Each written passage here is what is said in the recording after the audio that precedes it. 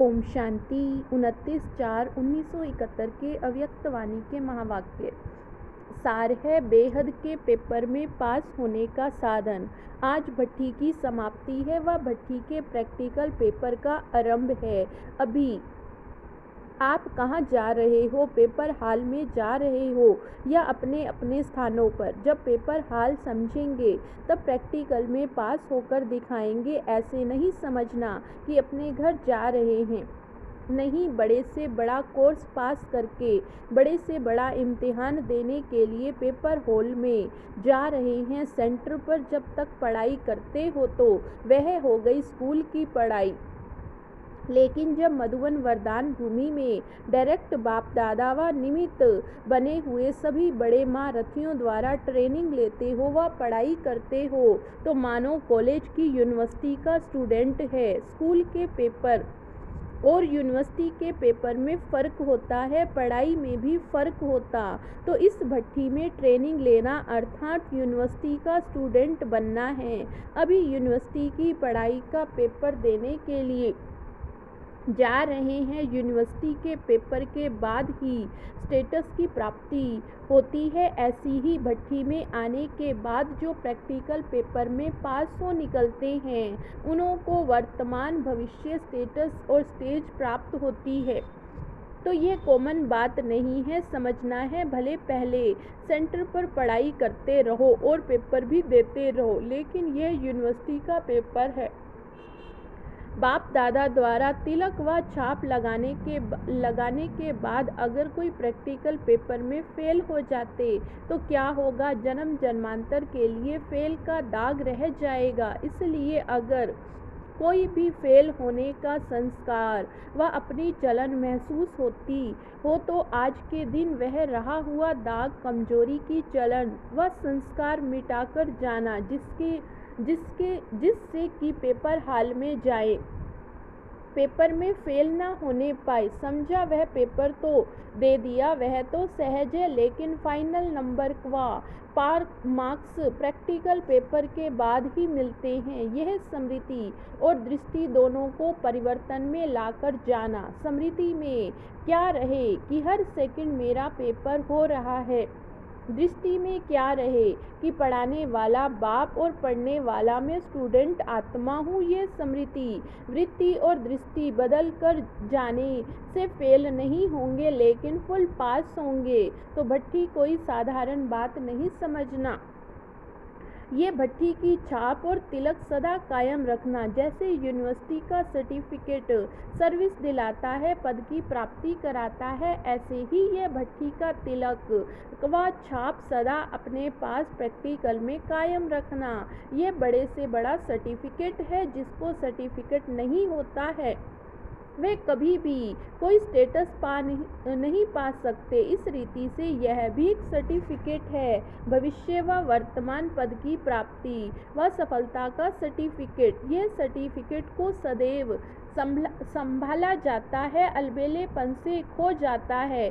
कभी भी माया के अधीन यानी वश होकर पुरुषार्थ में अलबेला पर नहीं लाना, नहीं तो आप समझेंगे हमको सर्टिफिकेट है, लेकिन माया व रावण सर्टिफिकेट चुरा लेती है। जैसे आजकल के डाकू व पॉकेट काटने वाले ऐसे युक्ति से काम करते जो बाहर से कुछ भी पता नहीं पड़ता, अंदर खाली हो जाता है। इस प्रकार अगर पुरुषार्थ में अलबेलापन लाया तो रावण अंदर ही अंदर सर्टिफिकेट चुरा लेगा और आप स्टेटस पा नहीं सकेंगे।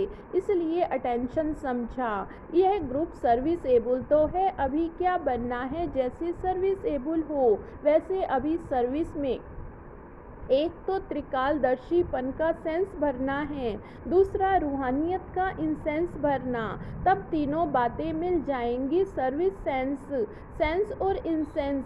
इस सेंस सूक्ष्म होता है, यह रूहानियत का इंसेंस और त्रिकालदर्शीपन का सेंस भरने से सर्विसेबल के साथ सक्सेसफुल हो जाएंगे। सेंस और इंसेंस कहाँ तक करना है, अभी समय है। जैसे पेपर हॉल में जाने से पहले 2 घंटे आगे भी तैयारी करके जाते हैं, आपको भी पेपर हॉल में जाने से पहले अपने को तैयार करने के लिए अभी समय है। जैसे सुनाया था कि ब्रह्मा कुमार के साथ में तपस्वी कुमार भी दिखाई दे, वे अपने नैनों में चेहरे पर रूहानियत धारण की, जो आ जाते ही अलौकिक न्यारे और सबके प्यारे नजर आओ। न सिर्फ भट्ठी वालों को लेकिन जो भी मधुबन में आते उन सभी को यह धारणाएं विशेष रूप में करनी है। भट्ठी सक्सेस रही, इन्हों की पढ़ाई की रफ्तार से आप संतुष्ट हो, आप भट्ठी की पढ़ाई से अपने पुरुषार्थ से संतुष्ट हुए, कुछ रहा तो नहीं है, फिर कब रहेगा क्या। यह अपनी सेफ्टी का साधन ढूंढते हैं, समझते हैं कि कुछ भी हो जाए तो यह कह सकेंगे ना, लेकिन इससे भी फिर कमजोरी आ जाती, इसलिए फिर यह भी कभी नहीं सोचना कभी भी फेल नहीं होंगे, ऐसा सोचे अभी भी, और जन्म जन्मांतर की गारंटी है कभी भी फेल नहीं होंगे। इसको कहा जाता फुल पास। कुमारियों की विशेषता है, जो चाहे वे कर सकते, यह विल पावर जरूर है, लेकिन हर संकल्प हर सेकंड विल करने की विल पावर चाहिए। बच्चे को सभी विल किया जाता है, जो कुछ होता है वे विल करते हैं, तो आप लोग भी वारिस बनते भी हो ओ, तो जैसे और विल पावर है वैसे सभी कुछ विल करने की विल पावर चाहिए। यहाँ से भरकर जाना है। जब सभी कुछ विल कर दिया तो क्या बन जाएंगे, नष्टो मोह। जब मोह नष्ट हो जाता तो बंधन मुक्त बन जाते हैं, बंधन मुक्त ही योग युक्त व जीवन मुक्त बन सकता है। समझा है संगम युग का। आपके पास अभी खजाना कौन सा है, ज्ञान खजाना तो बाप ने दिया, लेकिन अपना अपना खजाना कौन सा है, ये समय और संकल्प। जैसे बाप ने पूरा ही अपने को विल किया, वैसे आप लोगों की जो समृद्धि है उसको भी पूरा विल करना। जैसे स्थूल खजाने से जो चाहे वे प्राप्त कर सकते हैं, वैसे इस समय यह खजाना समय और संकल्प, इससे भी आप जो प्राप्त करना चाहो वे इन्हों द्वारा ही प्राप्त कर सकते हो। सारी प्राप्ति का आधार संगम युग का समय और श्रेष्ठ समृद्धि अर्थात याद है, यही खजाना है, इसको ही विल करना।